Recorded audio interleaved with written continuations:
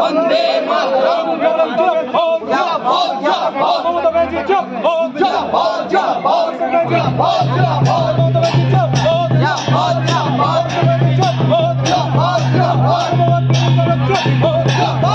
আর এবার যদি বাড়িয়ে দেয় সেটা আপনি বিশাল টাকা পাবেন। আপনার তো সেটা হাত খরচার টাকা, এর জন্য স্বামীদের পকেট থেকে আর টাকা নেওয়ার কোনো দরকার নেই।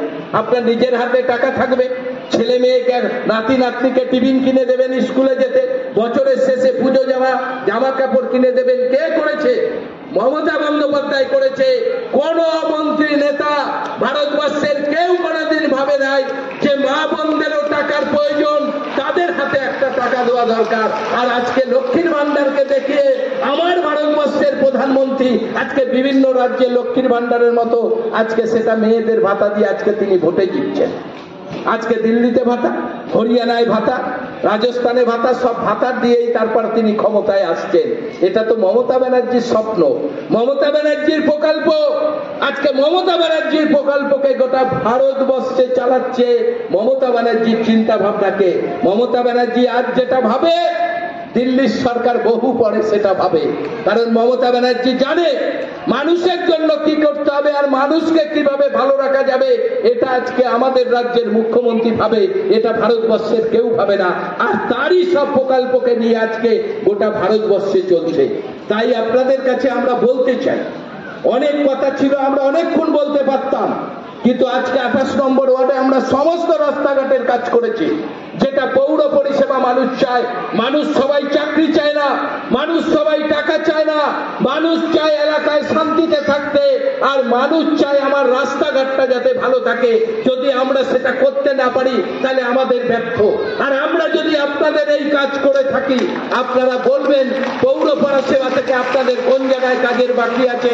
আর বর্ধমানকে শান্তি রাখা, বর্ধমানে যাতে গন্ডগোল না হয়, অশান্তি না হয়, কোথায়ও কোনো কিছু না হয়, মানুষ যাতে সমস্ত ধর্মীয় অনুষ্ঠানগুলোকে উৎসবে পরিণত করতে পারে। আমরাই তো করি, আমরাই করি। যে যার নিজের ধর্ম পালন করবে, সবাই সবার ধর্ম নিয়ে থাকবে। আমরা সব ধর্মের সঙ্গে আছি, সব মানুষের পাশে আছি, কারণ আমরা তো চাই আমাদের শহরের মানুষ ভালো থাক।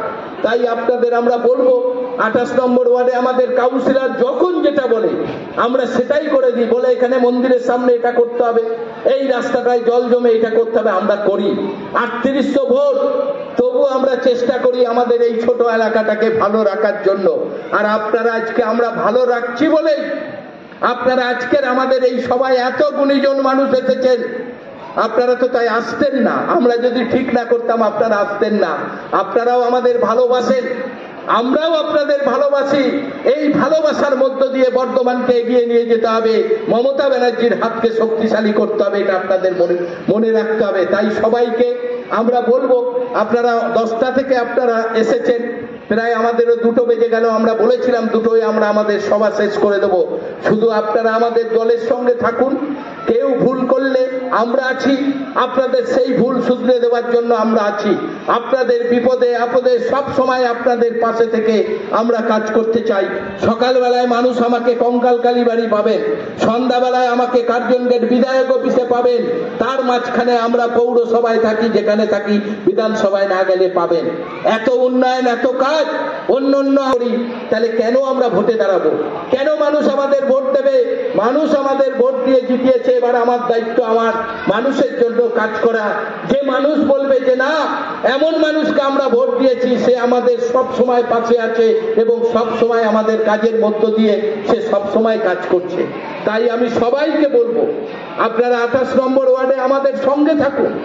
আমাদের কাউন্সিলর রয়েছে, আমাদের দলীয় সভাপতিরা রয়েছে, আমাদের বিভিন্ন পার্টির কাছ থেকে কোনো প্রকল্প, কোনো সুযোগ সুবিধা পেয়েছে আমরা দেখেছি, কেউ পায় নাই। কারণ বিভিন্ন সময় আমরা যখন মিটিং এ ডাকি, আমরা যখন তাদের কাছে জানতে চাই, তারা কেউ তার উত্তর দিতে পারে না। শুধু ভোটের সময় এসে বড় বড় কথা বলবে, আমি লক্ষ্মীর ভান্ডার 3000 টাকা করে দেব, আমি মেয়েদের 25,000 টাকা মুখ্যমন্ত্রী বিয়ে দেয়, আমি 1 লক্ষ টাকা দেবো। আরে কোথায় টাকা?